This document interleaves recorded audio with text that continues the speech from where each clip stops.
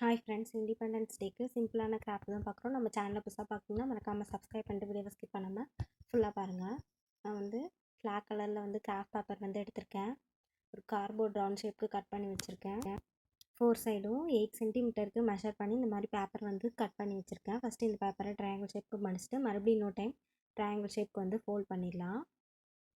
இந்த மாதிரி மடிச்சுட்டு நான் மேலே வந்து பென்சில் வச்சு இது மாதிரி நான் ஒரு ஃப்ளார் ஷேப்பு நான் வந்து வரைஞ்சிட்டு இதை வந்து சிசர் வச்சு நான் வந்து கட் பண்ணி எடுத்துக்கிறேன். கட் பண்ணிவிட்டு இதை வந்து ஓப்பன் பண்ணிடலாம். ஓப்பன் பண்ணால் நம்மளுக்கு இந்த மாதிரி ஃப்ளார் மாதிரி கிடைக்கும். ஒன் சைட் மட்டும் நான் இந்த மாதிரி கொஞ்சமாக நான் வந்து கட் பண்ணி விட்டுக்கிறேன். கட் பண்ணிவிட்டு இதை வந்து ஃபெவிக்கல் அப்ளை பண்ணி ஒட்டிடலாம். இந்த மாதிரி ஒட்டி வச்சுட்டேன். இதே மாதிரி ரிமைனிங் இருக்கிறதையும் நான் ரெடி பண்ணி எடுத்திருக்கேன் 3 கலர்லேயும். இப்போ இந்த கார்ட்போர்டுக்கு நான் பிளாக் கலரில் அக்ராலிக் பெயிண்ட் வச்சு ஃபுல்லாக வந்து பெயிண்ட் பண்ணி எடுத்திருக்கேன். இப்போ அந்த ரெடி பண்ணியிருக்கிறத இதில் வந்து ஃபெவிக்கல் அப்ளை பண்ணி ஒட்டிடலாம். இப்போ ஒவ்வொரு ஃப்ளாரையும் நான் பேக் சைடில் வந்து ஃபெவிக்கல் அப்ளை பண்ணிவிட்டு இப்போ வந்து இந்த மாதிரி ஒட்டிடுறேன்.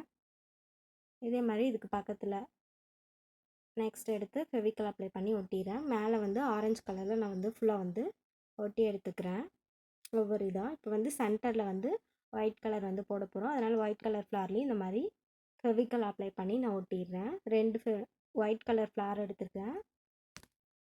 இப்போ மறுபடியும் கீழே வந்து க்ரீன் கலர் வந்து நம்ம வந்து ஒட்ட போகிறேன். க்ரீன் கலர் இதில் வந்து ஃபெவிக்கல் அப்ளை பண்ணி ஒட்டிடலாம்.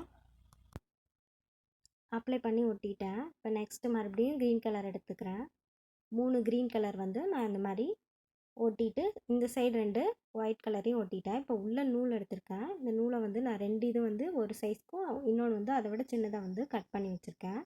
இப்போ அந்த ரெடி பண்ண இந்த ஃப்ளாரில் வந்து பேக் சைடில் வந்து ஃபெவிக்கல் அப்ளை பண்ணிவிட்டு இந்த நூல் வந்து சென்டரில் வச்சுட்டு அதுக்கப்புறமேட்டுக்கு கொஞ்சமாக வந்து நான் இந்த கலர்லேயே வந்து பேப்பர் கட் பண்ணி எடுத்துக்கிறேன்.